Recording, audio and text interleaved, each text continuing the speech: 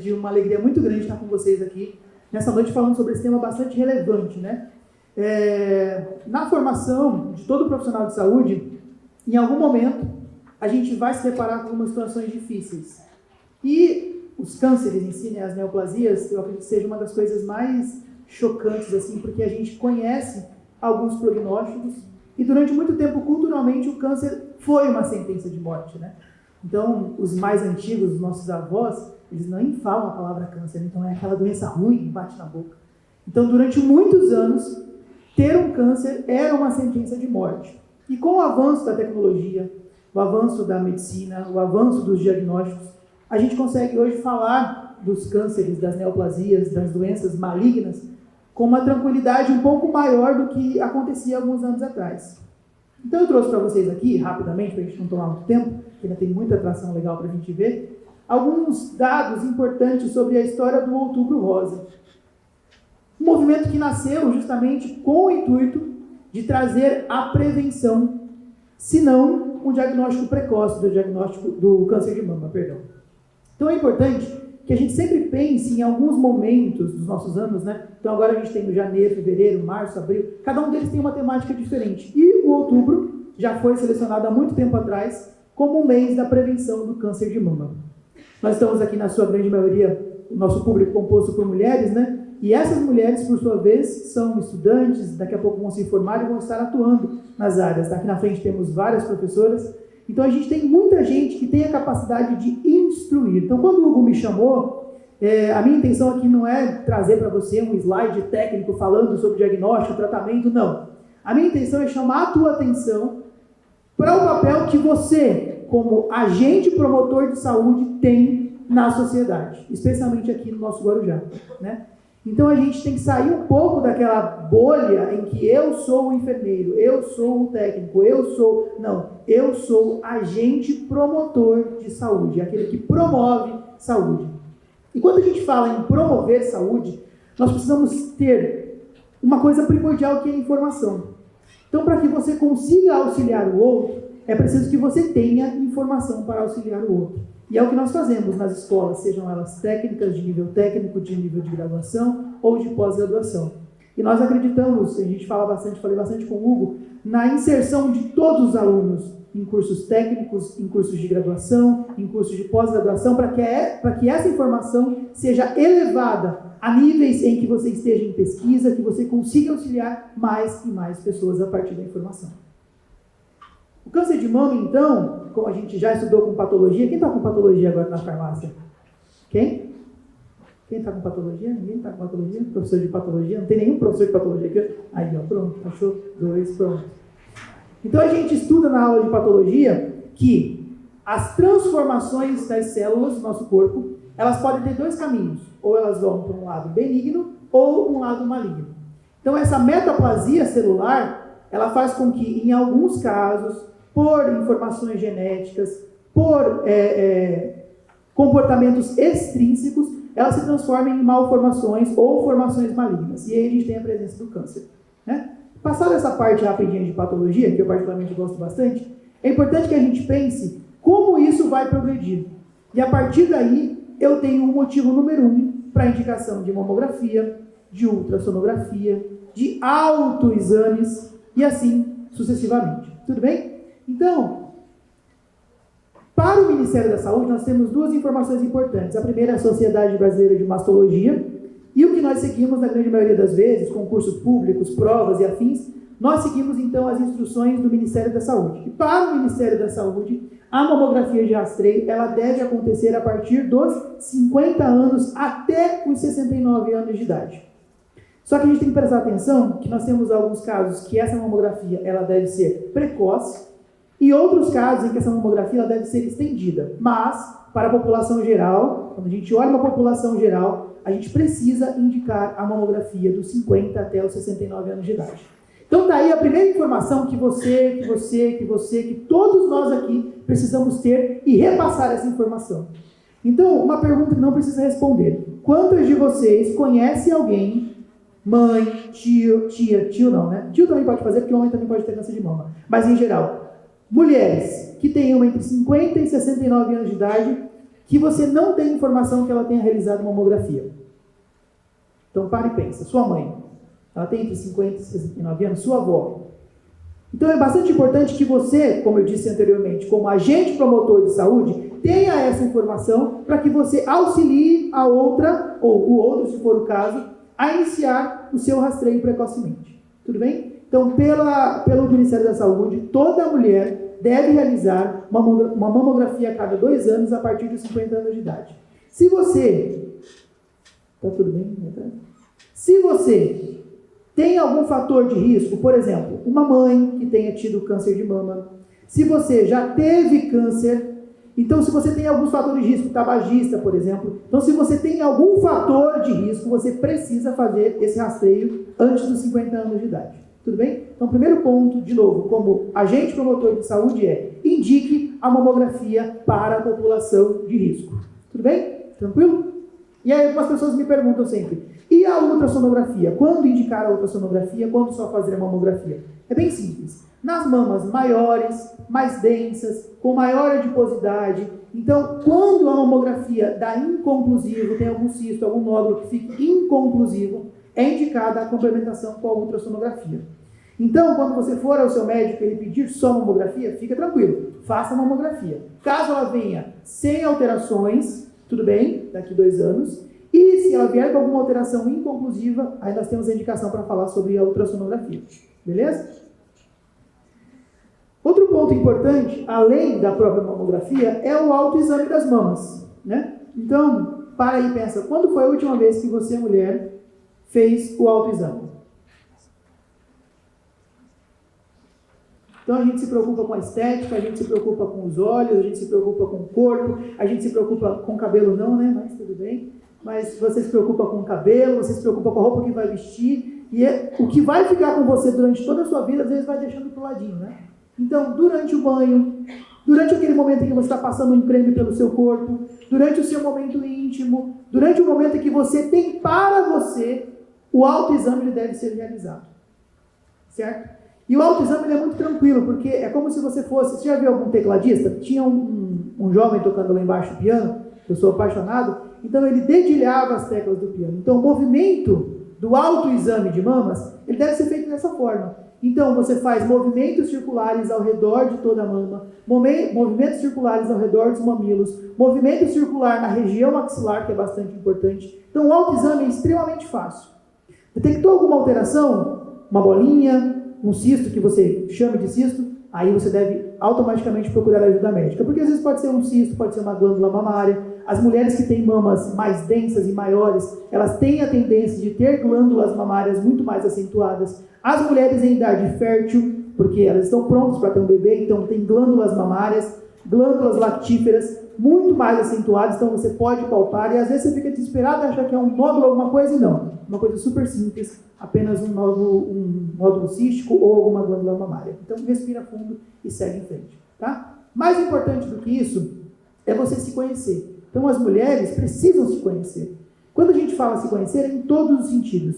É se conhecer como mulher, é se conhecer como ser humano, é conhecer o seu próprio corpo, o que está aqui, o que está aqui, o que falta ali, o que eu posso... E você precisa se conhecer. E a gente, às vezes, eu tenho algumas pessoas que são próximas a mim, e aí eu pergunto, e aí? Essa parte? E essa outra parte? E assim? E as pessoas nem sequer, nunca se tocaram. Não sabem como é a mama, se a mama é densa, se a mama é flácida. Às vezes tem uma questão até um tanto quanto cultural. Mas eu trago para vocês aqui que o seu corpo é o seu tempo, é onde você vive. A maioria do tempo, né? Por favor, de quando você nasce até o momento que você desencarna, é o momento que você está ali, dentro do seu próprio corpo. Então você precisa conhecer o seu corpo. E o mais bacana, câncer de mama, quando ele é detectado precocemente, ele tem uma chance de cura muito mais alta do que nos estágios que vão se arrastando pelo tempo. Então se você descobre alguma neoplasia, uma formação maligna no início, você consegue fazer esse diagnóstico e automaticamente o tratamento de maneira precoce e efetiva. Tudo bem? Eu não sei se dá para ver bem, esse slide ficou muito bacana, mas a gente tem a detecção precoce como um... Olha, tem até um negocinho que gira. Parou. A gente tem 2 pontos importantes para falar sobre a detecção precoce. Primeiro, mulheres com sinais e sintomas suspeitos. Então, quando você faz, por exemplo, o toque, sente dor, tem algum nódulo, quando tem o que a gente chama de descarga papilar, é quando você faz o toque, aperta um pouco, faz a compressão e você tem uma descarga papilar. Então, seja ela do tipo água de rocha, ou do tipo avermelhada, ou serosanguinolenta, quaisquer descargas papilares devem ser investigadas.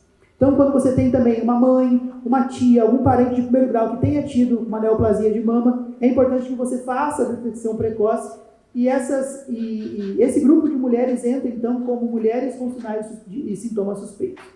O diagnóstico precoce traz, então, a identificação da doença com o estágio inicial para que a gente inicie automaticamente o seu tratamento.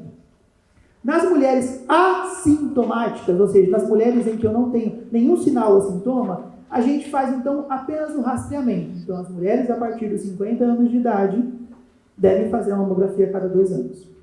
E aí eu coloquei uma informação importante aqui, que às vezes isso deixa a gente meio chateado, né? Para quem trabalha na saúde, ver que não é uma realidade em todos os locais. Toda e qualquer mulher tem direito de receber, desculpa colocar embaixo, e aí tem um negócio na frente aqui, as letras, tem direito de receber o primeiro tratamento pelo SUS em até 60 dias do diagnóstico do laudo patológico. Então, suspeitou, fez a biópsia, encaminhou para anátomo patológico, veio positivo, tem 60 dias para iniciar esse tratamento pelo SUS. Então, às vezes a gente fica meio, né? Mas por quê? Por que não foi? Por que não foi? Tem uma burocracia gigante aí disponível no nosso sistema. Então, cabe a gente ajudar essa mulher, auxiliar essa mulher nesse momento tão difícil. Ou em prazo menor, conforme a necessidade terapêutica individual. Então, se já está avançado, essa mulher tem prioridade. Isso não é, saiu da minha cabeça, é o prefeito da cidade que faz. Não, é uma lei do dia 22 de novembro de 2012. Então, a gente já tem essa lei há 11 anos. E quantas mulheres a gente vê com esse tratamento retardado, depois a gente tem só a notícia de que foi a óbito, infelizmente. Né? Então, mais um ponto aqui que você, como agente promotor de saúde, deve informar. Toda mulher com diagnóstico tem 60 dias para iniciar o seu tratamento pelo SUS. Certo? Aqui está bem grande um esqueminha, né? Do intervalo desse paciente que está sintomático ou sintomático, aquele intervalo de 60 dias do diagnóstico para que a gente consiga fazer esse tratamento importante e o intervalo de tratamento. Eu não vou discorrer sobre isso aqui, mas depois eu deixo disponível para quem quiser dar uma olhadinha. Então, a gente tem aqui, importante, a gente faz o diagnóstico nesse intervalo. Nesses 60 dias, eu começo a ter a avaliação clínica, a biópsia, a imagem e a patologia, porque não tem como eu fazer diagnóstico de câncer sem biópsia. Tá? Então, é muito importante. Eu tenho câncer, cadê a biópsia? Foi uma imagem, uma ultrassom, então você não tem. A biópsia é feita para a confirmação da neoplasia. E, por último, o tratamento, que deve ter uma avaliação multidisciplinar. E é por isso que o Hugo trouxe isso aqui para a gente. Ele pediu, fale com os nossos alunos a importância da equipe multidisciplinar, que inclusive agora já caiu esse nome, equipe transdisciplinar. É formada, então, por enfermeiros, por técnicos de enfermagem, auxiliares de enfermagem, radiologista, farmacêuticos, médicos oncologistas, médicos de outras especialidades. Então, você que está aqui, que tem uma ideia de que você vai trabalhar sozinho no seu mundo, tire isso da sua cabeça. Você precisa aprender a trabalhar com toda a equipe. Quando a gente diz toda a equipe, são seus colegas de profissão, os colegas de conselho, né, de Corém, de conselho de radiologia, enfim, e os demais que vão estar envolvidos no cuidado desse paciente. Paciente oncológico é um paciente que demanda muito cuidado, muito. Então é aquele paciente que vai começar desde a fisioterapia, terapia ocupacional, psicologia, psiquiatria, oncologia, enfermagem oncológica. Então é aquele paciente que literalmente vai passar por uma equipe transdisciplinar. Então você, com certeza, vai fazer parte dessa equipe em algum momento da sua vida. Qual é o nosso papel como profissional? Então, primeiro, promoção da alimentação saudável. Então a gente fica só preocupado em dar o remédio na hora certa. Então está prescrito lá de 8 a 8 horas, tem que ser de 8, mas a gente esquece que existem mais outros pontos importantes, porque o ser humano é um ser humano complexo, né? Então eu não vivo só de remédio, eu preciso me alimentar. Então para isso a equipe de nutrição é extremamente importante. Prática de atividade física e exercício físico. Isso aqui já está mais que na cara, né? A gente por muito tempo negligenciou a atividade física como parte do tratamento. E hoje está provado A mais B que a atividade física, exercício físico está intrinsecamente ligado a uma melhor qualidade de vida dos pacientes oncológicos. Práticas integrativas e complementares em saúde. Então, toda e qualquer prática integrativa, as PICs, as famosas PICs, que já estão inseridas no SUS, por exemplo, a auriculoterapia, a própria acupuntura, a terapia com água, as terapias com equinoterapia, os cavalinhos, os cachorrinhos, tudo que você puder fazer como terapia complementar para esse paciente deve ser inserido no tratamento dessa mulher, certo? E por último, a cessação do tabagismo. Então, o estímulo à cessação do tabagismo é tão importante quanto os demais, tão importante inclusive quanto a medicação, quanto a quimioterapia, quanto a radioterapia. E aí eu trouxe para vocês só alguns pontos importantes para a gente sair um pouquinho apenas do câncer de mama e pensar na mulher como um todo, né? Sair só da mama. A gente tem alguns exames de rastreio. Então, o Papa Nicolau, que é a citologia oncótica, a gente vai fazer o rastreamento do câncer de colo de útero, que hoje, graças a Deus, nós temos a vacinação contra o HPV, especialmente os mais oncogênicos, de 16, 18, 8 e 6. Nós temos a mamografia para a gente ver nódulos, cistos e tumores de mama. A colonoscopia, que é um pouco negligenciada, mas a gente precisa pensar nela para rastreamento de tumores coloretais. O que a gente tem como exame laboratorial, a densitometria. Mulheres. Mulher parou de menstruar, acontece um monte de coisa, né? A libido vai lá no pé, existe o ressecamento vaginal, existe aquele estresse gigante, os calores, os fogachos, mas existe uma coisa tão importante quanto que é a desmineralização óssea. Então, as mulheres, o que acontece? Chega na época da menopausa, menopausou, decréscimo, cai um pouquinho o estrogênio, cai a progesterona e aí começa a perder um pouco do cálcio. Quando a gente perde um pouco de cálcio, seja ele o quanto for, você está sujeito a fraturas. Então, qualquer queda, fratura. Fratura, internação. Internação, infecção. Infecção, óbito. Então, é uma cadeia assim, que você precisa cortar com uma coisa super simples. Então, você fez uma densitometria, identificou uma osteopenia, ou seja, um osso fraco, só repor cálcio, super tranquilo. E você previne muita dor de cabeça e muita coisa pior no final. E o eletrocardiograma, pensando nas doenças, todo mundo que conhece hipertenso, conhece algum cardiopata, né? Quanto tempo eu já passei? Nem sei.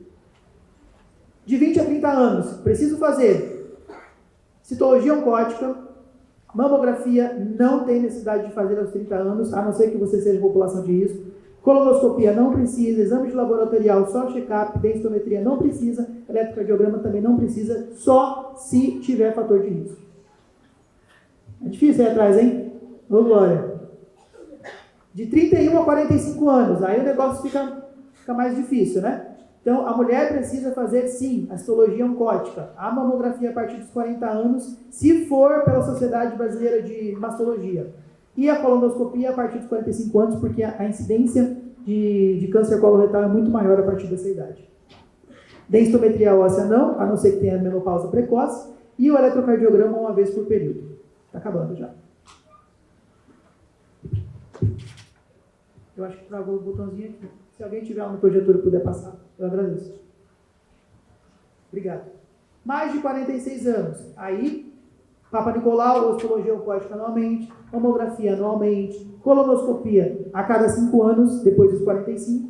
Laboratoriais, fica um pouco mais restrito, então pensar na função da tireoide, pensar nas funções hormonais, especialmente cortisol, progesterona, estrogênio. E a densitometria precisa ser feita pelo menos uma vez ao ano, porque daí a mulher entra na menopausa, decréscimo dos hormônios femininos, desmineralização, osteopenia, fratura e assim sucessivamente. E por último, um eletrocardiograma anualmente. Próximo, por favor. Para a gente finalizar, eu queria trazer para vocês uma temática que ela é bem difícil de falar, que são os cuidados paliativos na oncologia. Quando a gente ouve a palavra paliativo, a gente já pensa, vai morrer. Né? Toda vez que alguém ouve, fulano entrou em cuidados paliativos, vai morrer. E o cuidado paliativo não é isso. Tá? Eu vou repetir. Cuidados paliativos não é sinônimo de óbito, não é sinônimo de morte. Cuidados paliativos ou cuidados proporcionais são os cuidados que esse paciente precisa para ter boa qualidade de vida, para ter uma qualidade de vida. E quando eu digo, percebam, eu não disse qualidade de morte, eu disse qualidade de vida. Então nós não somos ninguém para sentenciar esse paciente à morte.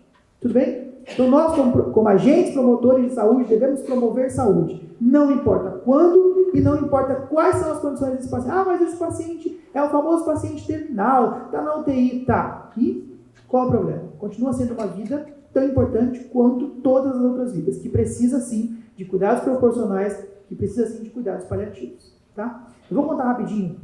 Trabalhei no Hospital do Câncer de Barretos durante 5 anos, mais ou menos. E lá, nós tínhamos, além da unidade de tratamento, você conhece o câncer? Conhece? Você passou por lá já? Não? Então, a gente tinha essa unidade geral e nós tínhamos uma unidade chamada São Judas, que é em homenagem ao São Judas, né? Que óbvio, né? E nessa unidade, era uma unidade exclusivamente de cuidados paliativos.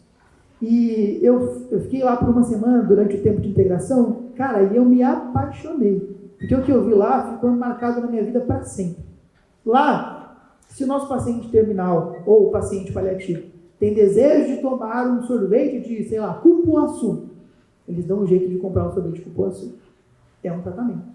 Se o paciente ele não se casou e ele quer arrumar a vida dele para deixar a esposa, ou o esposo, ou o filho, tudo direitinho, eles trazem o cartório, fazem o casamento, não importa o que aconteça, se você quer casar como católico, como evangélico, eles fazem o casamento lá dentro da unidade de São Judas, tem um local exclusivo para fazer casamento. Então, esses desejos importantes para o paciente, para a qualidade de vida do paciente enquanto ele viver entre nós, são importantes. E nós, como agentes, promotores de saúde, somos responsáveis por trazer isso ao nosso paciente. Eu trouxe a atenção primária, pode passar o próximo, por favor? Porque a maioria de nós vai acabar trabalhando na atenção primária ou passando em algum momento pela atenção primária. Qual é o nosso papel nos cuidados paliativos? Então, leiam comigo, por gentileza. Tratar a dor desse paciente, ok? Tratar a dor. Ninguém, em momento nenhum, em hipótese alguma, deve sentir dor. Acho que todo mundo aqui tem uma dor no dente, uma dor na cabeça, uma dor no estômago, alguma dor. E vocês, a maioria das mulheres, mensalmente sentem bastante dor, inclusive, né? Não é brincadeira, não. Então, para o paciente, seja ele oncológico ou não, especialmente paciente oncológico, eu devo manejar a dor da melhor maneira possível. Ah, o médico não deixou prescrito. Vamos convidar o médico a conversar. Ah, mas não foi feito porque não tem essa medicação no hospital. Você já chegou na farmácia e perguntou se tem algum substituto para isso? É o teu papel, como agente, promotor de saúde. Medicações que são padronizadas pelo SUS, a gente acabou de falar. Iniciar a morfina para o tratamento da dor oncológica, então o Ministério da Saúde tem um fluxograma para isso. E por último, no caso, a sedação terminal. Então, em algum momento, quando o paciente já não tem mais prognóstico nenhum, ele precisa ter uma qualidade de vida para que os seus parentes e amigos estejam junto deles na fase final, a gente tem a sedação terminal como recurso terapêutico também. Próximo. Os cuidados paliativos sempre devem ter prevenção, alívio do sofrimento, avaliação do tratamento, preparar todo mundo, que eu vou fazer daqui a pouquinho com vocês uma dinâmica, contribuir para a redução de realização de exames. Então, todo dia tem que tirar sangue? Todo dia tem que fazer um raio-x? Toda semana tem que fazer uma tomografia? Não necessariamente. Considerar a família e cuidadores como objeto do cuidado. Então, todo mundo aqui já viu um estágio, ou em algum momento, você chega na beira do paciente, assim, conversa com o paciente, e aí você olha do lado, tem uma mãe, tem um pai, tem um irmão, está exausto, está exaurido, já não aguenta mais. Então, esse olhar para o cuidador também é função da equipe de enfermagem, da equipe de fisioterapia, da equipe médica. Então, olhar para o cuidador deve ser uma forma importante, porque ele só vai conseguir cuidar do outro se ele também estiver bem. Tranquilo? Próximo. Beleza. Você sabe como dar uma má notícia para o seu paciente? E aí? Se te falarem assim, olha, é claro que geralmente não é nosso papel, mas você precisa dar uma má notícia para o seu paciente. Você sabe como fazer isso? Já parou para pensar como você faria isso? Geralmente a gente delega, né? Vai a enfermeira, vai o médico, vai outra equipe, e eu não. Eu vou depois só que o choro já estiver finalizado. Então a gente vai fazer uma dinâmica aqui bem rapidinho, para a gente finalizar, que eu já passei do meu horário. Hugo, tem quantos minutos? Posso ir? Falou. E aí a gente vai tentar depois fazer essa dinâmica internamente, sem fazer muito alarde, só para a gente sair daqui pensando sobre isso. Tá bom? Pode passar. Mais um? Mais um. Ótimo. Quando a gente fala em comunicação de más notícias, a gente tem um protocolo, não sei se vocês já ouviram falar, chamado de protocolo SPIKES. Esse protocolo SPIKES foi criado nos Estados Unidos e ele é muito simples de você... Eu fico pensando, não precisaria ter um protocolo para comunicar más notícias, né? A gente deveria ser empático o suficiente para pensar nisso naturalmente, medularmente. Então, como comunicar más notícias? Sendo empático. Pronto, é isso. E esse protocolo SPIKES, ele traz, primeiro, o S, Dá para ver aí? O meu slide ficou tão pequenininho. Dá? Dá, valeu. Então, S, set up. Primeiro, preparando-se para o encontro. Então, eu sei que eu vou ter que dar uma má notícia. Eu preciso ler o prontuário desse paciente. Eu preciso conhecer esse paciente. Preciso saber um pouquinho sobre essa doença que eu vou falar para ele, ou sobre qualquer outra má notícia. Então, eu preciso me preparar. Primeiro, preparando-se para o encontro com o familiar, com o paciente, com os cuidadores. Até aqui tudo bem? 2, é o P de perception, ou seja, percebendo o paciente, percebendo o seu contexto. Tá? Então, geralmente, pode ser que você encontre um familiar mais ansioso, pode ser que você encontre um familiar mais tranquilo, pode ser que você encontre um familiar muito nervoso por causa do atendimento médico, por causa de alguma coisa que aconteceu e ele está ali extremamente nervoso. Pode ser que você encontre alguém apático. Tá. Você vai encontrar tudo quanto é tipo de gente. Então, você vai percebendo o paciente. Para esses pacientes mais tranquilos, os pacientes apáticos, né? Então, você tem uma resistência muito menor. Mas tem gente que já está com uma muralha na frente. Está nervoso, está bravo, enfim. Depois você tem o I, que é invitation, que é convidando para a comunicação. Então, vem cá. A gente precisa conversar sobre alguma coisa muito importante. Pronto, você não precisa falar mais nada. Só chame ele para conversar. O K, acknowledge, transmitindo a informação. Então, você vai chamar ele para um ambiente tranquilo. Não vai, pelo amor de Deus, falar com as pessoas no corredor do hospital, na copa, dentro do próprio quarto, especialmente nos quartos que são múltiplas camas, né, múltiplos leitos. Então, chame essa pessoa para um lugar, chame esse paciente para um lugar, chame esse cuidador, chame essa família para um lugar reservado. Hoje, nos hospitais, pelo menos a sua grande maioria, tem um localzinho específico para isso. Se não tiver, tem uma salinha de reunião, alguma coisa que você consegue fazer. Tá? Todo e qualquer paciente deve ser feito isso. O ideal, o mundo ideal seria assim. Mas os pacientes mais graves, os pacientes que têm um diagnóstico um pouco mais grave, deve ser feito de toda e qualquer forma esse protocolo Sparks. E aí você pode chamar um enfermeiro, você pode chamar um médico, você pode chamar um fisioterapeuta, você pode chamar um psicólogo, você pode chamar quem você quiser. Assistente social, que é um camarada muito importante nesse momento, tá? Porque ele vai conseguir fazer com que você tenha alguns caminhos que a gente não sabe para onde ir. E o E está ali, ó, bem azulzinho, talvez seja a parte mais importante. Emotions. Então, expressando as emoções. Primeiro, quando você entrega uma notícia a alguém, você deve deixar a pessoa metabolizar aquela notícia. Então, como eu disse, pode ser que a pessoa esteja nervosa e comece a chorar, pode ser que a pessoa esteja apática e não se importe mais, pode ser que a pessoa simplesmente olhe para você, vire as costas e desapareça, né? Depois volte para conversar com você. Então, expresse os seus sentimentos, não precisa fazer um teatro, meu Deus, eu sei, eu te entendo. Não, relaxa, respira, mostre a segurança, converse com esse paciente, converse com essa família, da forma com que você gostaria que alguém transmitisse uma notícia a você. A empatia, ela está intimamente ligada ao amor ao próximo. Então, não adianta você dizer que ama o próximo, postar no Instagram, colocar selfies, você ama o próximo se você não tem empatia pelo outro. E empatia nada mais é do que, e se fosse eu? E se fosse a minha família? E se fosse o meu pai? E se fosse a minha mãe? E se fosse eu? Então, as emoções aqui no protocolo Spikes, ela sai um pouquinho daquela redoma profissional em que eu sou o profissional e você é o assistido. E traz você para mais próximo desse paciente. Isso é bastante importante. E por último, você vai montar uma estratégia com esse paciente. Ele vai te perguntar uma frase que a equipe de enfermagem já ouviu. E agora? Já ouviu isso já? O que eu faço? Ele vai te perguntar, porque o profissional é você é referência para ele. Ele vai perguntar para você, e agora? O que eu faço? E aí lá no primeiro, que é o setting up, você já deve estar preparado para isso. Agora, o seu pai, a sua mãe, o seu parente vai ser conduzido para a UTI, por exemplo. Lá você vai poder vê-lo tal dia, tal hora, em tais momentos. Não, ele vai ficar lá na enfermaria, com cuidados proporcionais, e você pode ficar com ele 24 horas.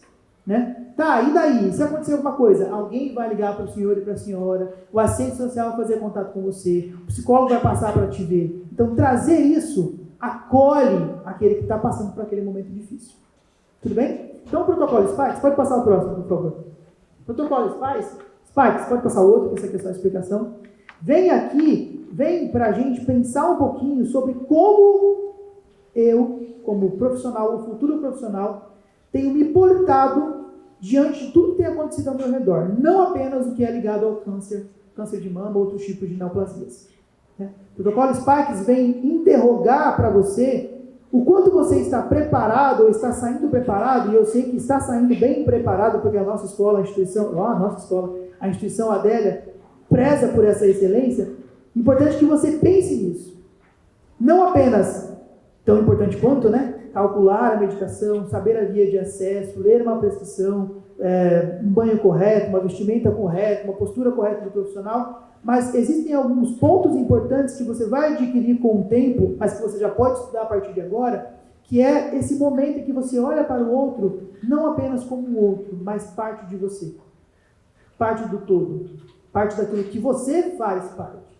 Tudo bem? Então, o Outubro Rosa, ele vem com essa alusão de que, vou repetir novamente, de que nós somos agentes promotores de saúde. De nada adianta você lotar um teatro como esse, vestir rosa, tudo mais, você vir bonitinho, entregar o alimento, se você não sair daqui comovido com o outro, comovido com a necessidade do outro, comovido em como eu vou auxiliar o outro.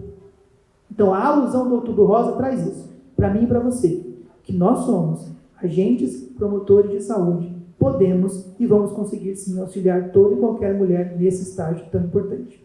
Muito obrigado.